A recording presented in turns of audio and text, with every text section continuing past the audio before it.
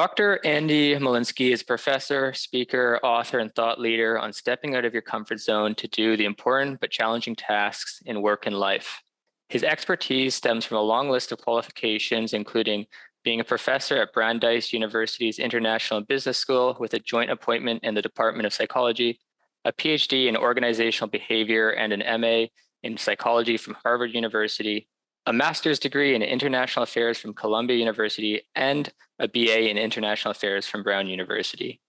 Today, we're going to discuss Dr. Molinsky's book, Reach, and how organizations can use the strategies outlined in his book to build a pipeline of future leaders internally. Thank you for taking the time, Andy. Thanks so much for having me. Happy to be here. Great. Well, to help us learn a little bit more about you, your work, and your book, can you share with us a bit about your background and how it led to the work you do now? Sure. So I think there are a couple of different paths that led to this book about stepping outside your comfort zone. The first path was that my first book before this was a book called Global Dexterity, which is about stepping outside your cultural comfort zone. So I had lived abroad multiple times. I've been very interested in the challenges people face in adapting and adjusting their behavior across cultures. My PhD dissertation was about that. A lot of my early work was about that. And so I wrote that book. And one of the pieces of feedback I got from that book was, cool book. How about a book about stepping outside your comfort zone in general, not just across cultures? And, I got enough of those notes that I was like, maybe that would be a cool topic. I also sort of simultaneously had been doing work, academic work actually, about really tough, difficult tasks at work. And I hadn't sort of put the two together. In examples might be, police officers having to evict people from their homes, managers having to fire people, doctors having to perform painful procedures or deliver bad news, things like that. I kind of hadn't put the two together, and I also hadn't conceptualized the academic stuff in terms of comfort zones, but it just sort of clicked, and I was inspired to write a second book, and that's how Reach was born. So I'm a university professor. I teach, I do research, and increasingly over the past, I want to say decade, I've been doing lots of this stuff, lots of podcasts, lots of speaking and training and coaching and so on, because I love interacting with the people out there in the real world. Got it. That's super helpful context. And I think that helps lead us into our main discussion today around how organizations can build future leaders internally. Let's start a discussion around individual development and then move on to discuss how organizations can use your research to build leadership development programs. From your research, what about our comfort zones commonly hold us back from advancing our careers? So, first of all, I'd say comfort zone obviously is a metaphor. It's like you can't ask a doctor to say, "Where's the comfort zone on that X-ray?"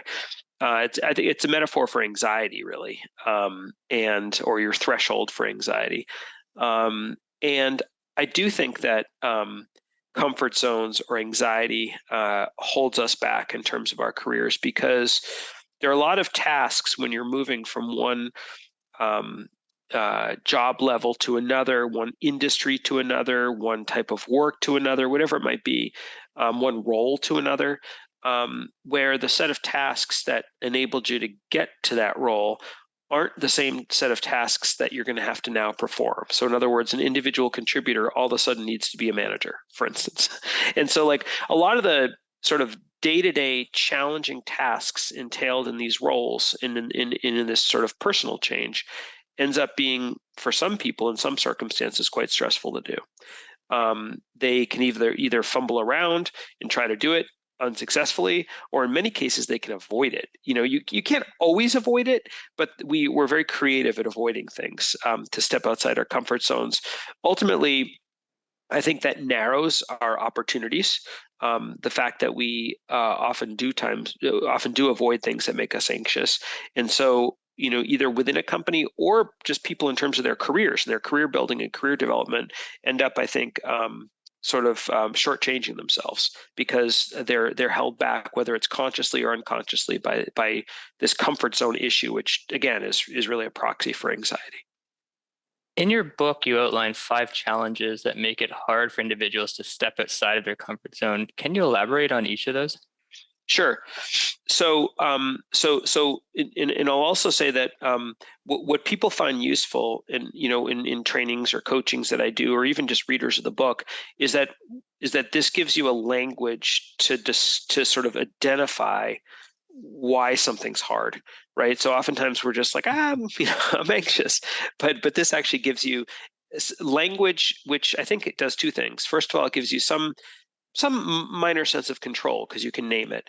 And then the second thing is that sort of almost implied in the fact that there are words to describe these things is the fact that other people describe them. I'm sorry, that other people experience them, which kind of normalizes it. Like I'm not the only one, right? So what those 5 things are I'll state them first, then would you like me to give some examples? Yes, please. That would be helpful. Yeah, so the first is authenticity challenge. These are core psychological challenges when you're either considering or in the process of stepping outside your comfort zone. So the authenticity challenge, the likability challenge, the competence challenge, the resentment challenge, and the morality challenge.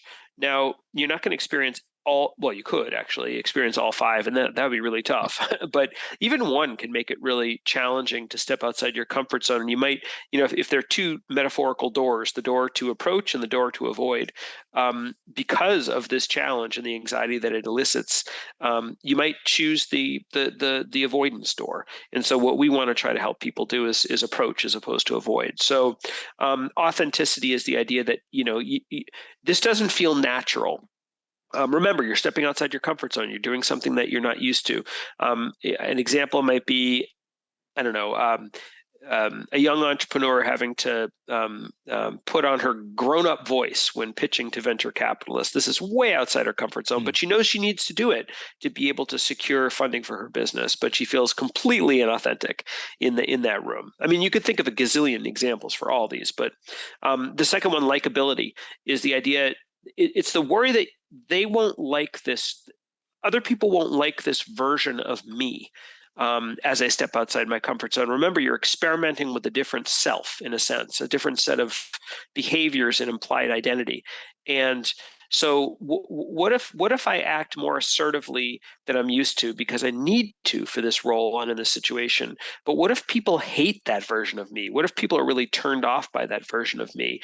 I haven't even fully embraced this version of me, and what if people hate it? That's what I call the likability challenge, and you see that pretty pervasively. The third is the competence challenge. I'm not good at this, and it actually is a public and a private side of it. The public side is that people will see me as not good at this, and then the private side is like, I know I'm not good at this. So examples might be, a very common thing people are afraid of is speaking in public. So being afraid that you look like a fool giving a public speech, that would be a very common one. So we've got authenticity, likability, and competence. The fourth is resentment. And that is the idea that you're annoyed that you have to do this. So, sort of like logically, you might get that you need to do this type of behavior for this situation, in stepping outside your comfort zone, but psychologically, you might be frustrated or resentful that you have to do it. A good example here might be you're pretty shy, you're introverted, but you're an outstanding performer. You're like top notch. And then you see other people getting the plum jobs in your organization because they're able to make small talk about last night's hockey game with the boss or something like that, because that just happens to come easily to them. But you're resentful because small talk is really hard for you. You feel very awkward, you feel very self-conscious, you feel very uncomfortable. It's well outside your comfort zone. And you're resentful that you actually have to do that. Like, why should that matter? Why should my random thoughts on the Canadians hockey game make a difference in terms of me getting a assignment that uses the skills that I went to university for 4 years for, or whatever, right? So that would be the resentment challenge. The final is the morality challenge, the feeling that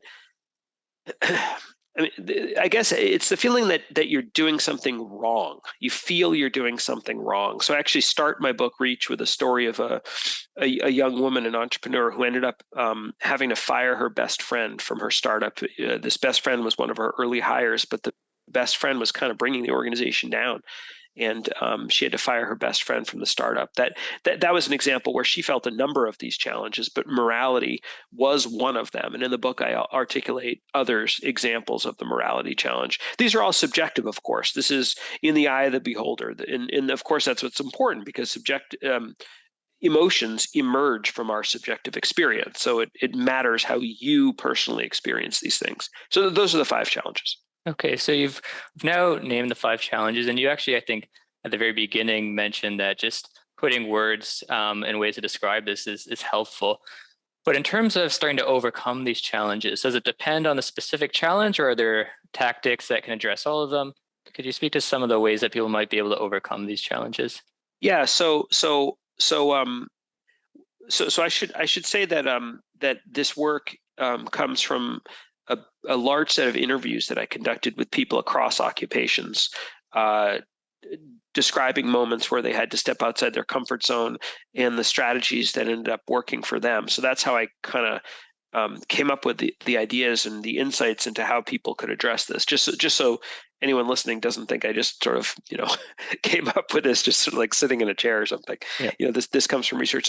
So no, I think that the strategies are fairly universal in terms of which strategy, in terms of which challenges. To an extent, they could be, it's possible they could be sort of tailored to a particular challenge, but I think they're more general. Yeah. Would you like me to talk about Yeah, if them? you could elaborate on what those, especially if they're more general, if there's a way to address all of these, that would be helpful to know. Yeah. So I found 3 sort of group, 3 different strategies, sort of meta strategies, larger strategies that people used. I called them conviction, customization, and clarity, sort of 3 C's. Just for sake of being able to remember them better. So conviction is the idea. It's sort of it's an antidote to avoidance. So it's about your deep sense of purpose for why you're doing this in the first place. Maybe on the surface you say, yeah, I'm doing this because I have to, right? But there's probably a deeper reason why you're doing this. Maybe you feel it's the right thing for you to do. Maybe you feel it's critical for your career. Maybe it will make you feel good about yourself. Maybe doing this will enable you to help others, and that's a real core value for you. Maybe doing this will enable you to be a role model for others. I find that in my life as a parent, oftentimes even in my professional life, when I encounter a situation where I feel like I sort of have like that alarm bell in my head, since I was, of course, the person who wrote this book, that, hey, am I avoiding stepping outside my comfort zone? But I'll think to myself, gosh, I'm always trying to encourage my kids to step outside their comfort zone, at an age appropriate level.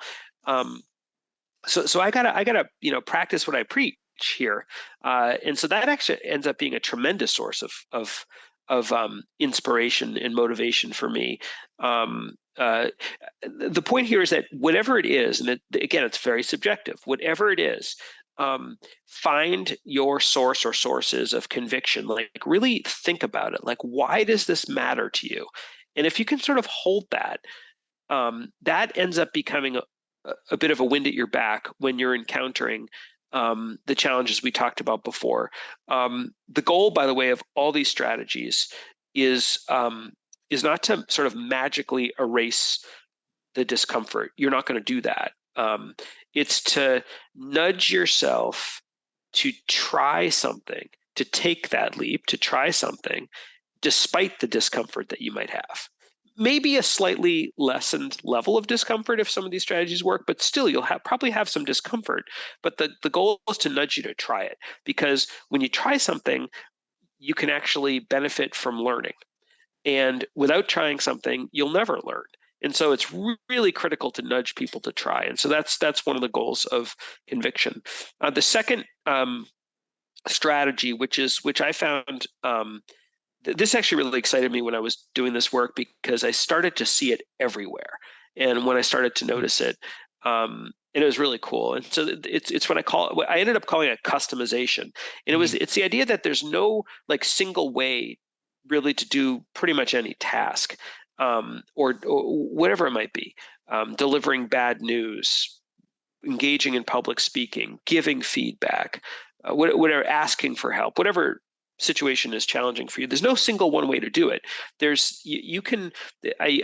One of the analogies I use is like buying a pair of clothing and going to a tailor, and in the clothing might not fit you just right initially, but the tailor can help slightly adjust it to make it fit a little bit better for you. It doesn't change the fact that this is still a pair of pants or a blouse or a suit or whatever. It still is that, but it's now been customized for you. And that's what some of these strategies can do. So there are a number of ways that I talk about customization and that I saw it in action. It could be everything from changing your body language to selecting certain words, actual phrases or words that are more comfortable for you. For example, I remember in my book, I think I talked about, or perhaps I didn't, but a woman from Russia who felt very, very uncomfortable asking to be put on certain assignments as a consultant at work, because in Russia, it was much more top down. And you wouldn't ask, you'd be asked. And so it was hard for her to be assertive. And that was a situation outside her comfort zone. The word that helped her was the word help, actually. She started to use that word. So she'd say, I would love to be able to help the organization. And she would sort of frame her ask in terms of helping the organization. She wasn't lying. She actually did want to help the organization, but by saying it that way, she felt less greedy, kind of and that actually really helped her. So that's just like a minor example, but there's oftentimes it's actually the language you use. Sometimes it's a prop that you bring to a situation. Like I know someone who, whenever she has to speak in public, she wears what she calls her fierce bracelet. It's a bracelet that for some reason makes her feel strong. If you looked at it, you probably wouldn't necessarily make that connection, but she does. And that's what's important. When I started public speaking 25 years ago, and I was nervous about it, I used to wear a ring on my finger. It was a ring that was given to me by my great uncle, and he had found the stone that was in the ring. He found that stone when he was in World War II, as in the Navy, U.S. Navy, and he found the stone on a beach in the South Pacific. Came back to the U.S. after the war, had it made into a ring, and he wore it his whole life. And I always admired it. It's a cool ring. But then I started to learn how he acquired it. And I started to kind of connect it to courage for some reason in my head. Like I was like, wow, that's, as a young man, I knew at the time also he had to leave his fiancée behind. It was just a courageous thing to have to do. And so eventually I inherited the ring, actually. And so I started to wear it. And it didn't erase, as I'm saying, it didn't erase the fact that I was scared to speak in public. Absolutely not. But I would play with it in my hand as you might play with a wedding ring or something. And it just sort of made me think of him and made me think of courage and made me think he could do that, I could do this. And so there are a gazillion ways that you can customize a situation to try to make it just a little bit more comfortable. Remember, we're trying to nudge. We're not trying to make some massive change. We're trying to nudge someone to create the conditions so that they're more apt or more likely or more able to try to step outside their comfort zone. And when they're able to do that, what I find is one of two things, perhaps both, happen. Not always, but often. Number one, they discover that this is not as hard as they thought it was. And number two, they're actually a little bit better at it than they thought they were. So that in the mind of fear, the sort of before they've tried it, fear dominates and anxiety dominates, and it colors the way that you interpret your capabilities, or even how hard the task might be, or what might happen to you. We catastrophize, right? But on the other end, if you're able to nudge yourself to try something, I'm about to say 9 times out of 10, but that sounds too scientific. A large portion of the time, you're going to surprise yourself and you're going to learn something, and that will kick off probably a positive spiral where you'll try it again, and so on and so forth, as opposed to avoiding. So that's the whole logic of the book and the perspective. So we have conviction, we have customize. Is there a third C? Oh, there is, yeah, clarity. And clarity really is sort of like, I found that people who were able to adopt sort of a more even-handed perspective on their situation, not allowing emotion to draw them to one or more extreme. I think of clarity sort of as like an anchor for a boat in a stormy sea, that the clarity is sort of like an even-handed perspective, shades of gray as opposed to black or white, in terms of understanding the challenges in a situation. So we talked before about public speaking. If you are very anxious about it, your anxiety might bring you to, extremes. You might say, I'm never giving a speech unless I'm the best TED talker ever, and I'm going to be a complete failure, and I'm going to, I don't know, faint on stage, or like you're thinking in extremes versus clarity and having that capacity to sort of adopt an even-handed mindset and perspective might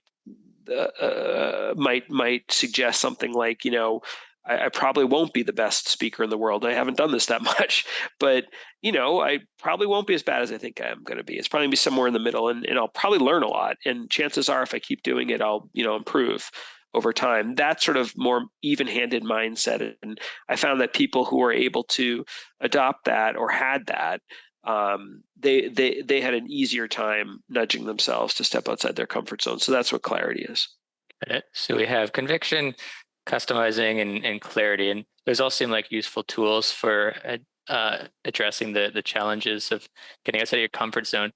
Bringing this into the context of organizations and businesses, are there ways that organizations can go about enabling their employees, specifically their future leaders or high potential employees, to use these tools to get outside of their comfort zone and grow?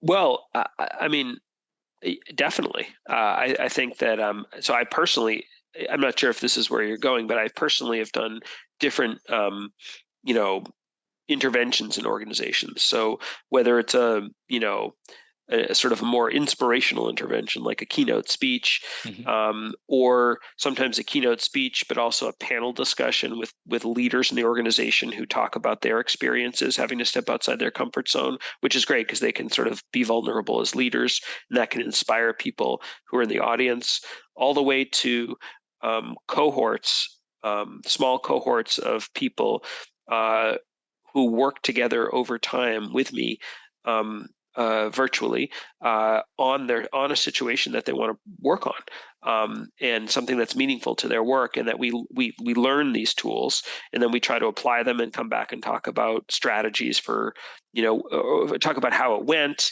in a group, sort of a group coaching context, and then sort of learn from each other and so on. And that's a very powerful technique because it's over time. It's in a real context, and people can learn from each other in sort of a safe setting. So, I mean, those are the examples that I've experienced. I imagine that a lot of companies have used the book maybe in other ways, but I'm not sure. I'd love to know. And do you think sort of those examples you mentioned of having panel discussion with the company's own leaders, or having small group sessions, having the more personal and relevant experience of people you work with in that context provides even more impact to the message that you're trying to send with the book? Yeah, I think it brings it to life, and it enables people to use it as a tool. I should also mention, by the way, that in one of the organizations I worked in, we also had a mentoring program where people would, like, not a career mentoring program, but a comfort zone stepping out of mentoring program. And so each person was assigned a mentor, someone who I also was able to sort of teach the tools in the book to, so that they could then be sort of a touch point within the organization for the person who was going through the program, which I think made the program more robust, because that mentor had the insider perspective on the organization, the work that they did, but they also were familiar with the reach concept and the reach terms. Got it. Well, we're running up on time here, but I want to give you the opportunity, if there's any one thing in particular you want to leave the audience with, what that would be. Yeah, I think that stepping outside your comfort zone is something that takes some courage, but it's not rocket science. It really isn't. It's and hopefully my book sort of demystifies what the challenges are, and how you can use some I don't want to say simple, but at least easily understandable tools and frameworks to be able to, you know, hopefully live the life that you want to live, the professional life that you want to live. So that's what I would say. Got it. Well, thank you so much for taking the time to share your wealth of experience with us. It's been extremely insightful. Um, where can people go to learn more about you, your work, and potentially connect? Yeah, I'm pretty easy to find on the internet, but I guess the best two ways would be either on LinkedIn. Um, and you know, my name's Andy Molinsky. I imagine you'll have the information in the whatever you produce based on this interview, and also my website, which is my name, so www.andymolinsky.com. Perfect. Well, thanks again so much for your time. Yeah, I enjoyed it. Thanks.